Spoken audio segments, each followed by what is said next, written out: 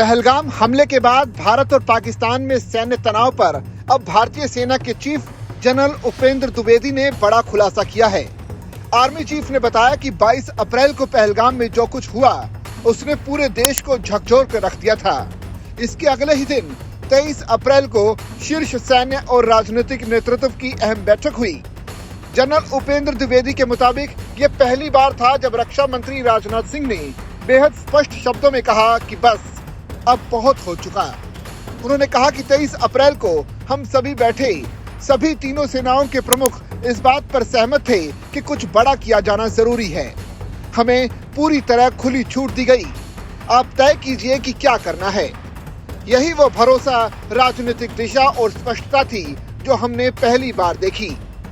चेन्नई में कार्यक्रम के दौरान जनरल द्विवेदी ने कहा कि इस तरह के स्पष्ट राजनीतिक समर्थन से सैनिकों का मनोबल बढ़ता है। यही वजह थी कि हमारे आर्मी कमांडर ग्राउंड पर जाकर अपने विवेक से कदम उठा सके।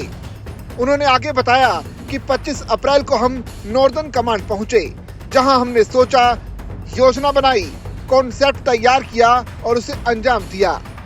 9 में से 7 टारगेट को ध्वस्त किया और बड़ी संख्या में आतंकियों को मार गिराया। 29 अप्रैल को प्रधानमंत्री से हमारी पहली मुलाकात हुई। जनरल द्विवेदी ने कहा कि यह समझना जरूरी है कि कैसे एक छोटा सा नाम ऑपरेशन सिंदूर पूरे देश को जोड़ देता है। इसने पूरे राष्ट्र को ऊर्जा दी। जनरल द्विवेदी ने कहा कि इस नाम ने पूरे देश को एक कर दिया। आज लोग कह रहे हैं कि सिंधु से सिंदूर तक सब कुछ हमने संभाल लिया। जब मैं ग्राउंड पर गया तो मैंने सैनिकों से कहा कि कोई भी बहन, माँ या बेटी जब सिंदूर लगाएगी तो हमेशा सैनिक को याद करेगी। यही वो जुड़ाव था जिसने पूरे राष्ट्र को एक उद्देश्य के लिए खड़ा कर दिया। यही कारण था कि पूरा देश पूछ रहा था, आपने ऑपरेशन क्यों रोका, और इसका जवाब भी दिया जा चुका है। आईआईटी मद्रास में आयोजित कार्यक्रम में आर्मी चीफ ने ऑपरेशन सिंदूर की शतरंज के खेल से तुलना की और कहा कि हम नहीं जानते थे कि दुश्मन का अगला कदम क्या होगा और हमें क्या करना है। इसे ग्रे जोन कहते हैं। ग्रे जोन का मतलब है कि हम पारंपरिक ऑपरेशनों में नहीं जा रहे, बल्कि ऐसे कदम उठा रहे हैं जो उनसे जरा कम स्तर के होते हैं। पारंपरिक ऑपरेशन का मतलब है पूरी ताकत के साथ जाना, जो कुछ आपके पास है उसका इस्तेमाल करना, और अगर आप वापस आ जाएं तो ठीक, वरना वहीं टिक जाना। लेकिन ग्रे जोन वो है जिसमें सभी डोमेन में गतिविधियां चल रही होती हैं। हम बेहद रणनीतिक तरीके से काम कर रहे थे। जनरल द्विवेदी ने कहा कि इसमें एक अहम चीज थी, नैरेटिव मैनेजमेंट सिस्टम। हमें बड़े स्तर पर समझ आया कि असली जीत दिमाग में होती है। अगर आप किसी पाकिस्तानी से पूछें कि जीते या हारे, तो वो कहेगा मेरा चीफ फील्ड मार्शल बन गया तो हम जरूर जीते होंगे। यही तरीका है जनता की सोच को प्रभावित करने का, चाहे वो अपनी घरेलू आबादी हो, दुश्मन की आबादी हो या फिर तटस्थ आबादी।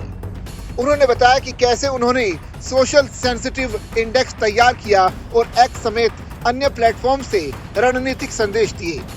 पहला संदेश दिया जस्टिस डन ऑफ सिंदूर, जिसने दुनिया में सबसे ज्यादा हिट्स पाई। ये एक साधारण संदेश और लोगों के जरिए दिया गया, जिसे एक लेफ्टिनेंट कर्नल और एक NCO ने बनाया था।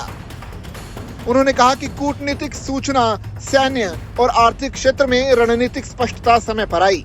इसी वजह से इंडस वाटर ट्रीटी को फ्रीज किया गया, हाई कमीशन की ताकत घटाई गई, रक्षा कर्मियों को नॉन ग्राटा घोषित किया गया और वीजा रद्द कर दिए गए। And since of Sindoor, you may be actually saturated by seeing the TV and the parliamentary debates. So I will not spend much time on that. I will say how the technology came into play. But certain things important. 22nd April, you're aware what happened in Pahalgam, and it actually shocked the nation. 23rd is the time when next day itself, we all sat down. And this is the first time which RM has also said, I think enough is enough. And all the three chiefs were very clear, something has to be done. And the free hand was given, of course, that you decide what is to be done. And that is the kind of a confidence with the political directions and political clarity for the first time we saw.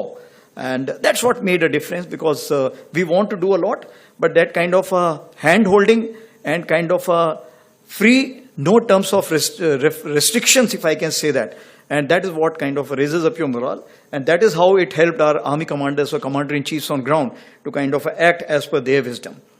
Of course, then 25th, we visited the Northern Command, as you're aware, that is the place where we thought, planned, conceptualized, and executed the 7 targets out of the 9 which were destroyed, and where a lot of terrorists were killed. 29th April, of course, was the time when we met the Prime Minister for the first time, and thereafter, next day, of course, why I'm telling you this? Because it's important that how a small name, Op Sindoor, connects the whole nation. And I was telling director also that when he briefed me on this, he said, okay, we'll have this name Op Sindhu. And I thought it is Op Sindhu. Sindhu is basically Indus River. So I said, excellent, sir. Indus Water Treaty has just been frozen by you. He said, no, it is Op Sindoor. And just see, this one name has connected the whole nation together. And today people are saying Sindoor to Sindhu, everything we have taken care of. But that is something which galvanized the whole nation as such. And the soldiers per se, because when I went on ground and I told them that, look, any sister, mother, daughter, whenever she applies the vermilion or the sindoor, she will always remember the soldier. And I think that was the connect.